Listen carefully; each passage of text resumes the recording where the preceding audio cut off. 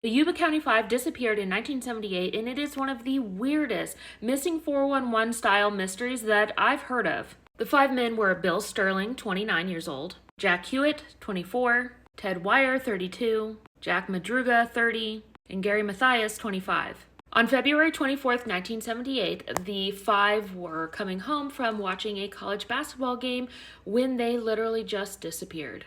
Every single article that I read about this case mentions that 4 out of the 5 were intellectually disabled, and that the fifth, Gary Mathias, was being treated for schizophrenia. I did see an interview with one of the victims' brothers who said that nowadays his brother would probably just be labeled autistic.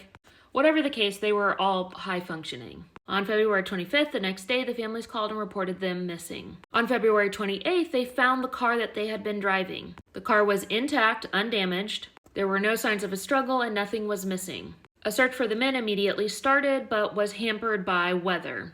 4 out of the 5 bodies of the victims were found eventually, but the fifth, Gary Mathias, was never found. And I'm not going to get into the details of the dates and the locations of where their bodies were found, simply because every time I keep looking it up, I get different things. News stories, news videos, AI, all giving me different dates and specifics. So instead, I'm going to focus on how this case fits the parameters of a missing 411 case. Now, the mainstream theory is that they just got lost, even though they had driven that route lots of times, or that some kind of car trouble forced them to walk into the wilderness. Okay, now the missing 411 parameters. 1, the disappearance occurs in a remote or rugged wilderness. Check. Number 2, sudden unexplained vanishing. Check.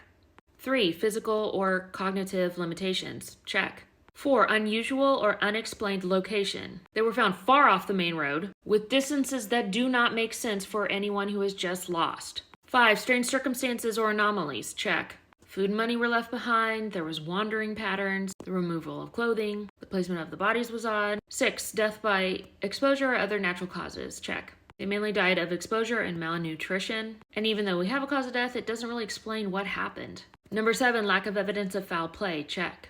Number 8, solo disappearances. This is the only one that this case does not fit into. Missing 411 is usually solo disappearances, and this group of 5 definitely stands out. Now, some of the family members of the victims do not believe the official story.